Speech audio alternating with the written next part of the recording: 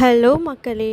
மீந்தி போன ரைஸ் வச்சு எப்படி 10 மினிட்ஸில் ஃப்ரைட் ரைஸ் செய்யலான்னு பார்க்கலாம். வீடியோ ஸ்கிப் பண்ணாமல் பாருங்கள். ஃபஸ்ட்டு ஒரு கடாயில் நெய் எடுத்துக்கோங்க. வெங்காயம், பச்சை மிளகாய் நல்லா வதக்கி வச்சுக்கோங்க. வெங்காயம் நல்லா கோல்டன் கலரில் வந்ததுக்கப்புறம் நான் இன்றைக்கி காலிஃப்ளவர், பீன்ஸ், பட்டாணி போட்டிருக்கேன். நீங்கள் எக்ஸ்ட்ரா வேணால் கேரட், கேபேஜ் போட்டுக்கலாம், இல்லை முட்டை கூட சேர்த்துக்கலாம். ஸோ இதெல்லாம் நீங்கள் கடாயிலேயே நீங்கள் ஃப்ரை பண்ணி கூட வைக்கலாம். 10 மினிட்ஸ் ஃப்ரை பண்ணால் கூட போதும். இதுலேயே நீங்கள் ஃபுல்லாக அப்படியே ராவாக போட்டிங்கன்னா ஒரு 10 மினிட்ஸ் வதக்கிற மாதிரி இருக்கும். ஸோ நான் ஆல்ரெடி பாயில் பண்ணதுனால 2 மினிட்ஸ் வதக்கிட்டு ஆல்ரெடி உப்பு பவுடர்லேயே இருக்கும். ஹாப்பிமா பவுடர்லேயே சால்ட் எல்லாமே இருக்கும். பட் வெஜிடபிள்ஸ்க்கு சால்ட்டு போடணுக்காக நான் கொஞ்சமாக சேர்த்துருக்கேன். சால்ட்டு அதிகமாகாமல் பார்த்துக்கோங்க. வெஜிடபிள்ஸ் மட்டும்தான் சால்ட்டு சேர்த்துருக்கேன். எங்கிட்ட ஆல்ரெடி ரைஸ் இருந்துச்சு. ஸோ மிச்சமான ரைஸ் தான் நான் ஃப்ரைட் ரைஸ் இன்றைக்கி பண்ணுறேன். இதில் ஹாப்பிமா பவுடர் நான் போடுறேன். போட்டதுக்கப்புறம் கொஞ்சம் காரத்துக்கு ஏற்ற நீங்கள் பெப்பர் போட்டுக்கோங்க. இது ஆப்ஷனல் தான், வேணால் போட்டுக்கலாம், இல்லைன்னா கூட விட்டுறலாம்.